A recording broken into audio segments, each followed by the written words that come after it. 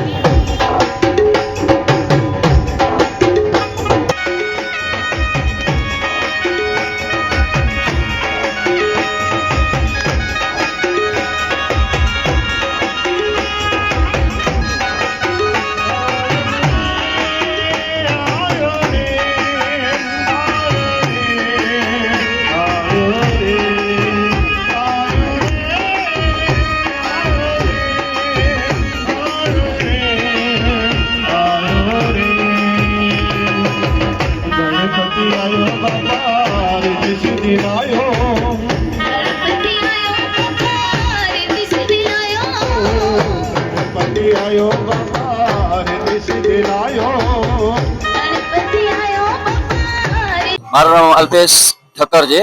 પ્રથમ ગણેશોત્સવ આપણે શ્રીરામ રિક્ષા મંડળ દ્વારા ચાલી રહ્યો છે, જે આપણે હમીસર તળાવ પાસે ધીંગેશ્વર મંદિર આવેલો છે એની બાજુમાં રાખેલો છે।